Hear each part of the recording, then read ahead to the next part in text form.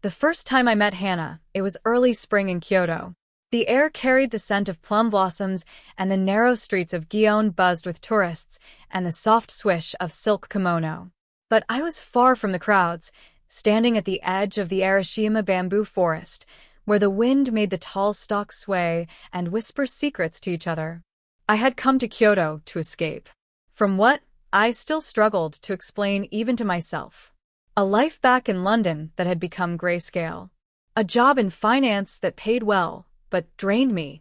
And a relationship that had long since wilted into routine. I rented a small guest house on the outskirts of the city and planned to disappear for a while. That morning, I wandered into the forest with a sketch pad in hand, hoping to draw or write or maybe just breathe. The path was quiet, save for the crunch of gravel underfoot. Then I saw her. She sat alone on a wooden bench, pale sunlight catching the side of her face. She was sketching too, charcoal lines dancing across her notebook. Her black hair was pinned back loosely, and she wore a faded blue yukata with a crane embroidered on the sleeve. Something about her presence was magnetic. Not just her beauty, though she was certainly striking. It was the calmness she radiated, as if the chaos of the world could not touch her. I walked past, trying not to stare. But as I turned to leave, she looked up and caught my gaze. Her eyes were dark and unreadable, but a smile tugged at the corner of her lips. "You should draw the wind," she said in lightly accented English. I laughed. "How do you draw something you cannot see?" She tilted her head. "By showing what it moves." I had no answer to that. Only the awareness that I wanted to know her name. "Hannah," she said, before I could ask. "Like the flower." We started meeting in the forest not every day, but often enough that it became a rhythm. Sometimes we would talk. Other times we simply sat in silence, each lost in our own world. She told me she was an artist, that she lived with her grandmother in a house near the river, and that she never showed her drawings to anyone. Except me. One afternoon, as sakura petals began to fall like snow, she handed me her sketchbook. The pages were full of people, places, and something else. Emotion. Grief, joy, longing. She had drawn me too. Once in profile, once as a shadow behind the bamboo. "You have a sadness," she said softly, "but it is quiet. Like an echo." I didn't know what to say. I was falling, and I knew it. But it felt peaceful, not dangerous. Not yet. As the days warmed and Kyoto bloomed into full spring, I thought less about London, less about who I had been before I met her. Hannah was like a dream that made the real world pale in comparison. But even dreams can become cages. And I was already stepping into mine, without realizing the gate had closed behind me. The weeks drifted by like the Kumo River's gentle current. Hannah and I saw each other nearly every day now. At first in the bamboo forest, then beyond it, sipping tea in quiet cafes tucked behind shrines, sketching each other beneath the crimson torii gates of Fushimi Inari, walking side by side through Nishiki Market, laughing over sweet mochi and grilled eel. She was luminous in those moments, her laughter light, her words thoughtful. But there were patterns I started to notice. When I asked about her past, she would change the subject or answer with something poetic but vague. When I spoke about returning to London, her face would still, her voice grow quieter. One day, I brought up my job. "I need to check in with my office," I said casually. "They've been emailing." She shook her head slowly. "You always talk about that life like it still belongs to you. But maybe it never did." I smiled, unsure how to respond. She often said things like that, abstract, almost philosophical. I had begun to think of her as a kind of mystic. But under her soft voice, I sensed something harder. Something I could not quite name. Later that evening, she took me to her home, a traditional wooden house hidden down a sloping alley behind a temple. It smelled of old wood, incense, and ink. Her grandmother was not home, Hannah said, as she led me through a narrow corridor to a small studio filled with her artwork. "You live in a painting," I murmured. She didn't smile. Instead, she turned to me and said, "I want to show you something." She pulled a small scroll from a lacquer box and unrolled it on the floor. It was a painting, bold, strange, hypnotic. A black sea swirling around a woman whose face had been painted in fine detail. The woman looked exactly like Hannah. "She's drowning," I said. "No," Hannah corrected gently. "She's choosing to go deeper." That night, I dreamt of her. But not the real Hannah. In the dream, she stood in the bamboo grove, her yukata wet and clinging to her skin. She raised her hand and beckoned me forward. When I stepped closer, the earth opened beneath me and I fell through darkness. I woke with sweat clinging to my back. The next day, she wasn't at the forest, nor the next. I wandered the paths, hoping she might appear. Eventually, I returned to her house. Her grandmother answered the door, a stooped woman with cloudy eyes. She peered at me, then said softly in Japanese, "You should go back to where you came from. This place is not meant for you." I didn't understand, but I could feel the cold in her words. When Hannah returned 2 days later, she acted as if nothing had happened. I confronted her gently. "Where were you?" She looked past me. "Sometimes I need to disappear. Would you follow me into the dark?" I tried to laugh. "That depends on what's in it." "Me," she said. "Just me." That night, we made love for the first time. It was tender and slow, as if we were afraid the spell would break. Afterwards, I looked at her sleeping and felt a strange heaviness in my chest. Was this love? Or something deeper? Or something darker? And why did it feel like I was being pulled somewhere I hadn't agreed to go? It was in the quiet mornings that I began to notice the change. Not in Hannah, but in myself. I found it harder to check my phone, harder to care about anything beyond our cocoon of temples, winding alleys, and late-night whispers. My world had narrowed to the shape of her silhouette and the silence she often left behind. One morning, I woke to find her sitting at the low table in my guest house, painting. I hadn't heard her enter. The paper was drenched in black ink, the brush dancing in her hand like it had a mind of its own. The shape forming was unmistakably a face, mine, but distorted, eyes wide, mouth open as if screaming. "You never paint people," I said quietly. She didn't look up. Not usually, but some faces ask to be remembered. There was no malice in her tone, just certainty, as if this had already happened long ago. A knock at the door startled us both. It was Mrs. Takahashi, the elderly innkeeper. She bowed politely, but her eyes darted to Hannah and then to the painting and back again. "Be careful," she murmured to me in English, her voice barely audible. "The ones who lose themselves here are the ones who think they are found." I tried to laugh it off. "I'm fine." She didn't smile. "The old spirits still walk these streets. Some wear faces you know." Later, I asked Hannah about the warning. "She fears anything she cannot understand," she said, wrapping her scarf tightly around her neck.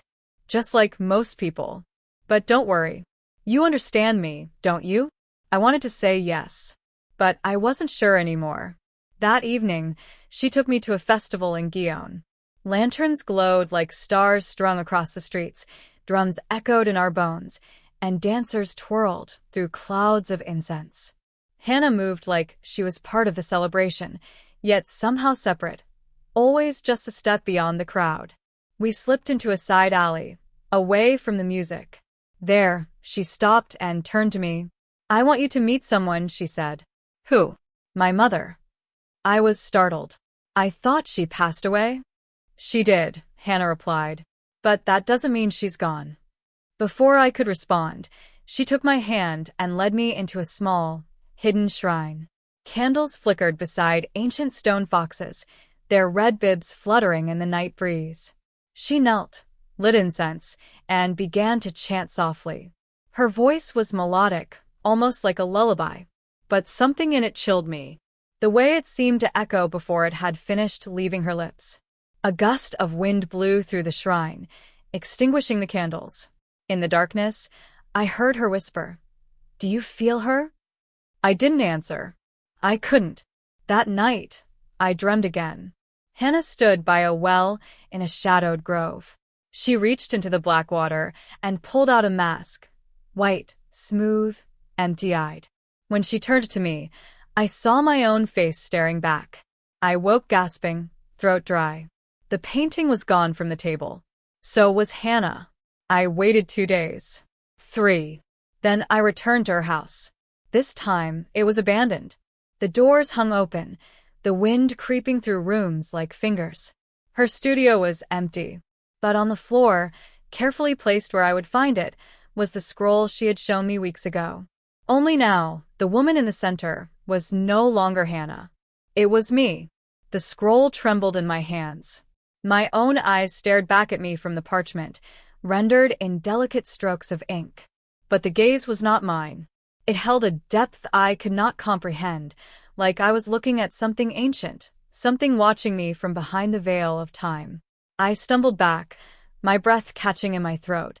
Dust rose in lazy spirals from the tatami mats. The silence in Hannah's home had thickened, oppressive and unnatural. No birdsong, no wind.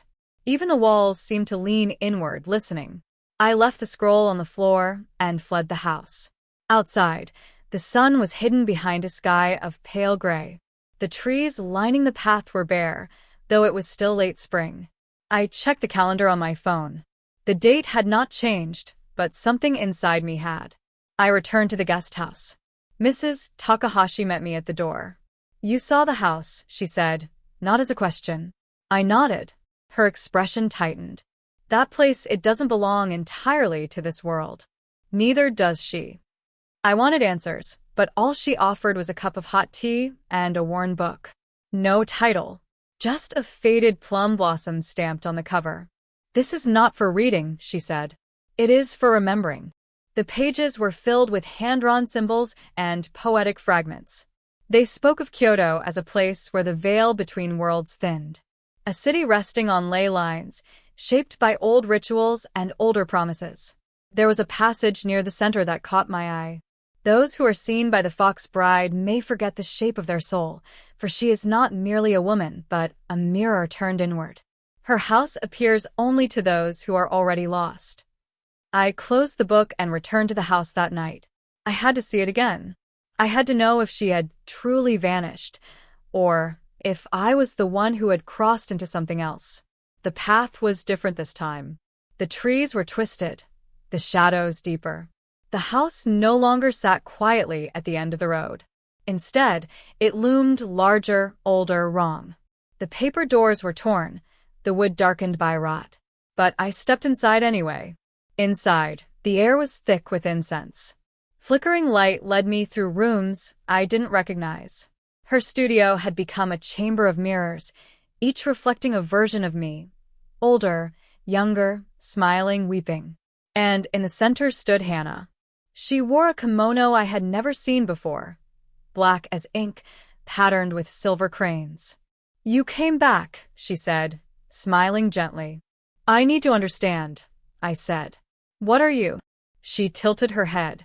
"I am the one who remembers. The one who collects. The one who shows people who they truly are." She stepped forward, reaching for my hand. I didn't pull away. "You're not the first," she whispered. "But perhaps you'll be the last." The walls pulsed as if breathing. Light dimmed around us. She brought me to a room I had never entered before. It had no windows, only scrolls, dozens, maybe hundreds, each hanging from the walls. Each one bore a face. Some were twisted in fear. Others looked peaceful. But all of them were real. "You collect them?" I asked, horror dawning in my voice. "I remember them," she said. "They come here broken, seeking something. And I offer them the truth." "And what is mine?" She pointed to the scroll I still held in my hand. "That is for you to decide." A bell rang outside, soft, distant. When I looked up again, she was gone. And I was alone. I stepped outside Hannah's house in a daze, the scroll still clenched in my hand. The paper felt heavier than it should have. Almost damp with memory. The street outside was not the same. Gone were the concrete houses and parked bicycles. The telephone poles had vanished. Instead, wooden lanterns flickered along a gravel path, and the sky above was a deeper, more ancient shade of night. Kyoto, but not my Kyoto. I turned back to the house. Its outline shimmered like heat on pavement, warping and fading before my eyes. Within seconds, it was no longer there, just an empty plot of land overgrown with moss and stone lanterns, as though no structure had ever existed. I walked the path back to the guest house, unsure whether I had been gone for minutes or hours. Mrs. Takahashi was waiting at the door, not with surprise, but with an expression I can only describe as resigned sorrow. "You have started to forget, haven't you?" she said quietly. What? She led me inside. The light inside the guest house was strange, dim even with all the lamps lit. Shadows gathered in the corners. My reflection in the hallway mirror was not quite right, just a fraction of a second out of sync. I looked at Mrs. Takahashi. "What is happening to me?" She poured tea with steady hands. "She has marked you." I sat down. "You know what she is, don't you?" "She is the kitsune," she said plainly. "But not the one of folk tales. Hannah is older than the stories. She was once human. Long ago. Perhaps she still is. Or perhaps not." My mouth felt dry. "Why me?" "Because you were already beginning to disappear. You just didn't know it." She placed a small mirror on the table between us. "Look." I leaned forward. No reflection.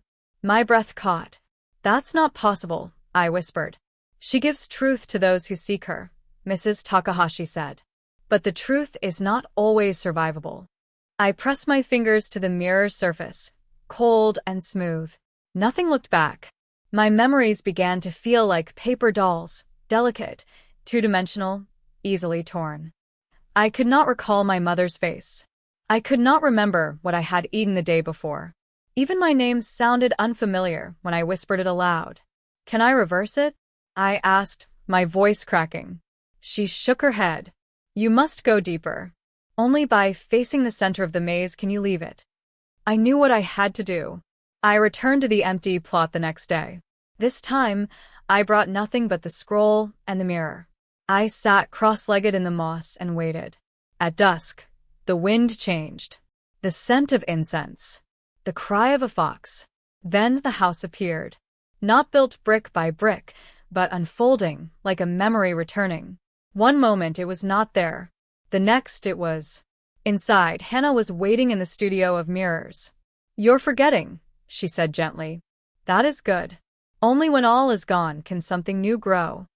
"I don't want to be forgotten," I said. "But you came here to disappear." I stood silently. She walked around me, her bare feet making no sound on the polished floor. "You carry so much," she whispered. "Grief, shame, the past." "Why not leave it here?" I turned to face her. "Because it's mine." The air shimmered. The mirrors pulsed. Then she smiled. And the house began to change. Each mirror showed not just reflections of me, but lives. Choices. Roads not taken. Regrets, joys. Each one tugged at something deep within me, and I felt myself being pulled, piece by piece, into their glow. Then I heard my own voice whisper, "Choose." The room shifted with a breathless hush. Each mirror surrounding me shimmered like the surface of a lake under moonlight. They no longer reflected my face, but instead flickered with visions, fragmented, haunting, mesmerizing. In one I was a mother, laughing in a garden with a child I had never born. In another, I stood on stage, bowing to thunderous applause, tears on my cheeks.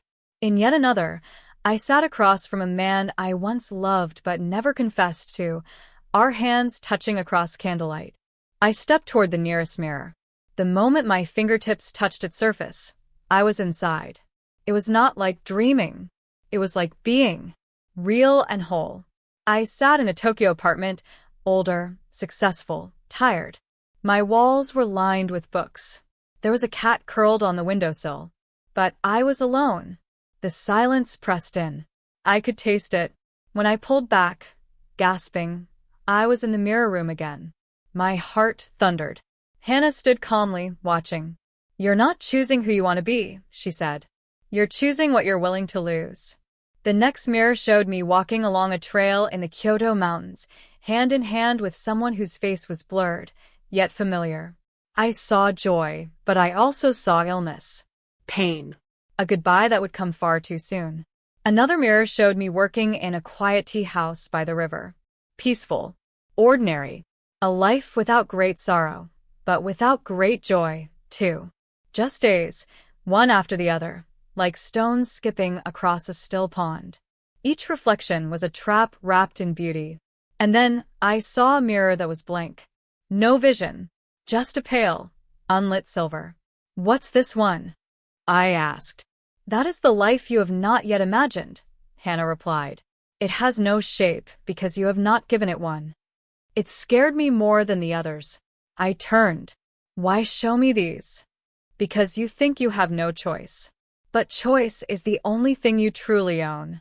The mirrors began to flicker faster now, their images spinning into each other like whirlpools of light and memory. I was losing my sense of time, Of self. my head throbbed. I backed away, breathing hard. Hannah's voice was soft but sharp. You think the past defines you. You think your pain is all you are. But you are not the story that was told to you. You are the storyteller. Her eyes shimmered, gold and fire. So tell me. Who are you? I fell to my knees. Not in surrender. In search.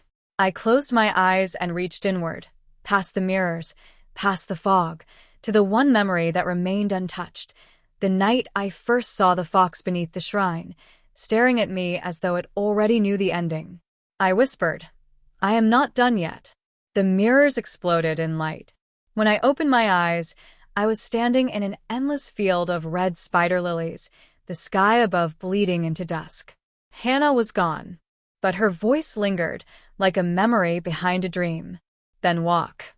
And I did. One step, then another, toward the center. The red spider lilies reached my knees, brushing softly against my skin as I walked. The field seemed endless, the sky heavy with a twilight hue, caught forever between day and night. The wind whispered like voices just out of earshot, and with every step I took, the world grew quieter. Not empty, expectant. Then I saw it. The old shrine. Its torii gate stood crooked, the wood weathered with age, half buried in earth and vines. The stone steps leading up were cracked, but familiar. I had seen this place once years ago, on a forgotten path near Karama, but not like this. Not with the air so thick with memory. At the top of the steps stood a single fox statue, moss-covered and still. But its eyes glowed, just like hers. I stepped through the gate. The shrine doors creaked open before I could touch them. Inside, candles lit themselves one by one, leading me down a narrow corridor. The air was colder now. Not cruel, but sacred. At the far end, I found a chamber. Circular. Carved into stone. Its walls bore names I could not read, written in an ancient hand. A mirror rested at the center of the room, propped against the altar. This was no ordinary mirror. It showed no reflection, only darkness. And yet, I felt something stir behind it, like breath behind glass. A soft footfall echoed behind me. I turned. She was there. Not Hannah. Me. Or rather, the version of me that had never left Kyoto. The girl who stayed after her mother's death. Who never escaped. Who carried the guilt and never looked up. She stared at me with hollow eyes. And then she spoke. You abandoned me. Her voice was flat. Tired. I tried to survive, I replied. You forgot, she said. You tried to become someone else. She stepped forward. The candlelight danced across her pale face. You think you can bury the pain. But pain is soil. It's where things grow. I didn't move. Couldn't. Her words rooted me. Every time you refused to remember, she whispered, I was the one who held the memories. The mirror pulsed. Darkness gave way to scenes. Flashes of my mother's face, my father's silence, the arguments, the day she collapsed in the hallway.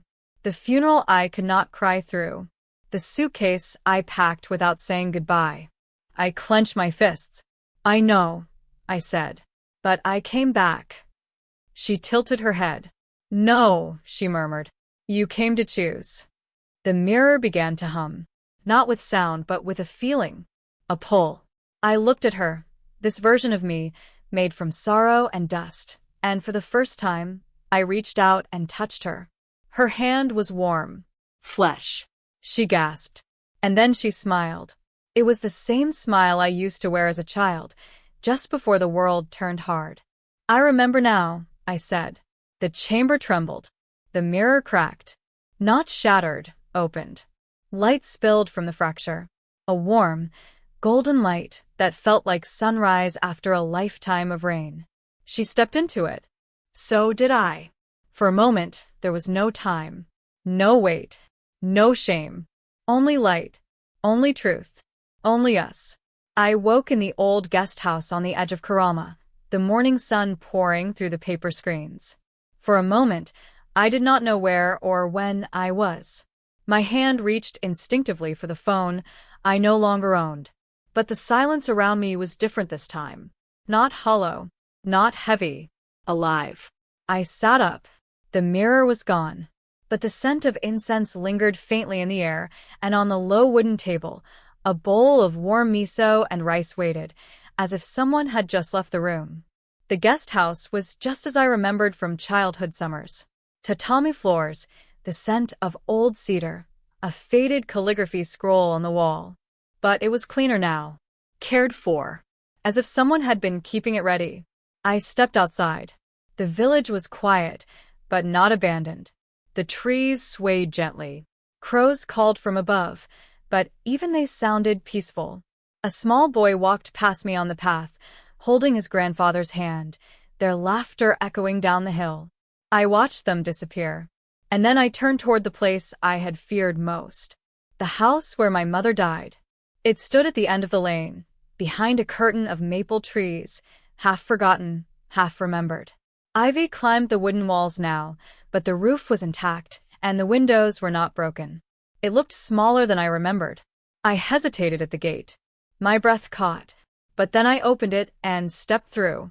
Inside, the house was filled with shadows. Not threatening, just familiar. Like an old coat I had once loved and outgrown. I walked past the kitchen, where pots still hung from the hooks. I touched the frame of the door I had once slammed.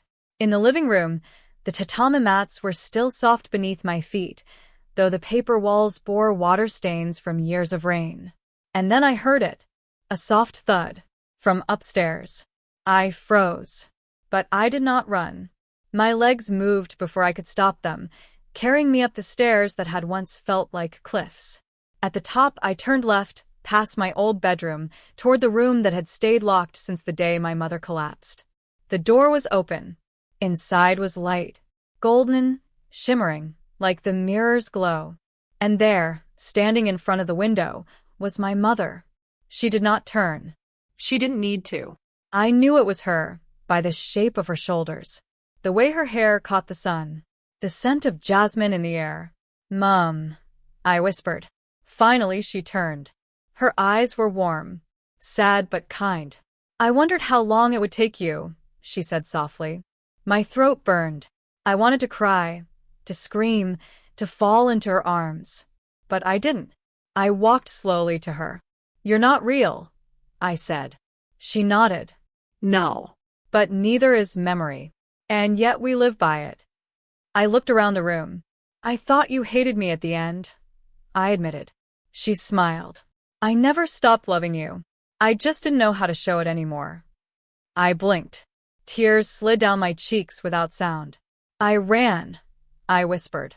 "You survived," she replied. "You did what you had to do." I reached out to touch her, but my fingers passed through. She faded slightly. "It's time," she said. "Not to forget, but to go forward." I nodded. The house groaned softly in the wind. "I miss you," I said. "I'm with you," she whispered. "Every time you listen, every time you remember." And with that, she was gone. I was alone in the room, but I was not lonely. I stepped out of the house, locking the door gently behind me, and walked down the hill, into the village. The shadows were no longer chasing me. They were walking beside me. Karama's summer festival had always been a quiet affair, a sacred blend of fire and silence that honored the ancestors. When I was a child, I hated it. The slow drums, the eerie masks, the way everyone whispered as if the dead might overhear. But now, standing among the villagers beneath the glowing paper lanterns, I understood it in a way I never could before. Tonight, they were not whispering out of fear. They were whispering out of respect. The streets were lined with soft lights and the smell of sweet sake and grilled fish. Children wore fox masks and darted between their parents' legs, their laughter mingling with the low hum of taiko drums. Elderly women sat on wooden stools weaving white threads through paper cranes, each one placed at the feet of the shrine. And in the center of the village stood a towering bonfire, waiting to be lit. I was not sure what had drawn me back here tonight. I only knew I had to come. Masaki found me near the edge of the crowd. "You look different," he said. "I feel different." He nodded, then held something out to me. A mask. White and delicate. Painted with tears. "It's for those who've lost something they couldn't name," he explained. I took it from him and held it to my face. It fit perfectly. As the priest began to chant, the villagers formed a circle around the firewood pile. Everyone carried a slip of paper written with a single word they wished to let go. Some held it close. Others kissed it. Some, like me, didn't know what they had written until it was already burning. I stepped forward, hands trembling. My slip of paper read, "Blame." I dropped it into the flames. The fire caught quickly, roaring to life.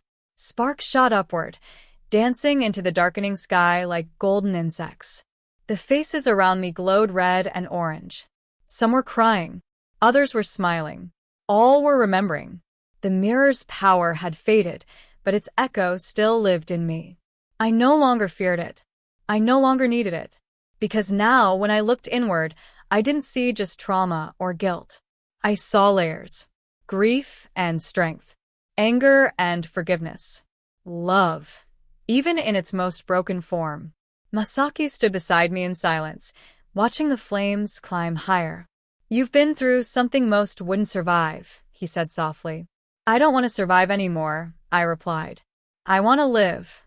He looked at me. "You already are." A bell rang in the distance, signaling the end of the burning. One by one, the villagers bowed to the fire, then turned away, leaving their shadows behind. I lingered a little longer. Let the warmth sink deep into my skin. Let the ashes settle on my palms. And then I walked away too. Back through the village. Back to the guest house. Back to myself. In the room where I now slept, the mirror was no longer on the wall. But I no longer needed it to see clearly. I opened the window and let the night air in. The fire's glow still flickered faintly in the distance, and the wind carried with it the scent of hope. Not the loud, triumphant kind. The quiet kind. The kind that lingers. And then I lay down, the sounds of the festival fading into dreams. Dreams that no longer chased me, but invited me in. The morning after the festival was soaked in soft gold and the scent of damp earth. Mist curled around the trees lining the edge of Karama, and the mountains stood like ancient sentinels watching over us all. There was peace in the way the light spilled through the guest house window. A quiet that did not demand anything. I sat at the low table in my room, a cup of warm tea cradled between my palms. The mirror was gone, but its absence did not feel like a loss. It felt like an answered prayer. Masaki knocked once before stepping inside. He held an envelope. "This came for you," he said, placing it beside my tea. "From the woman who owned the mirror before." I blinked. "She found me?" He shook his head. "No." "But she asked me to give it to the next person the mirror chose." A ripple of unease passed through me. I had not expected there to be more. But I opened it anyway. Inside was a single page, handwritten in graceful strokes. "If you're reading this, it means the mirror has passed through you, as it did through me." I never found answers in it, only questions. But over time, I learned that not every question needs an answer. Some just need space to breathe. I hope you found space. I hope you found yourself. It was not signed. I folded the paper and slid it back into the envelope, heart heavier but lighter all at once. Masaki poured himself some tea and sat across from me. We did not speak for a while. There was no need to. Outside, life was beginning again. Children ran barefoot down the slope towards the river, their laughter echoing through the trees. A group of old men adjusted their fishing rods while arguing over the best bait. Two women opened the doors to the bakery and began kneading dough to the rhythm of the morning birds. Karama was waking up, and so was I. Later that day, I walked alone to the ridge that overlooked the village. I sat beneath a tree whose roots reached deep into the earth, its branches stretching far into the sky. From here, I could see the rooftops and shrine, and the narrow paths I used to walk in fear. But now I simply sat. The world no longer pressed against me. It waited. I took out a notebook and pen. I had not written in weeks, maybe months. But now, I let the ink flow without trying to control it. I wrote about a mirror that revealed more than it should. I wrote about a girl who lost herself and a woman who found her again. I wrote about the silence between grief and forgiveness. And I wrote the one truth that echoed above all else. That love is not always kind, but it is always powerful. As the sun dipped low behind the mountains, casting long shadows over the village, I stood and took one last look. Not because I was leaving, but because I was ready to begin again. And this time, I would write my own reflection. Unfiltered, unafraid, unwritten. Until now.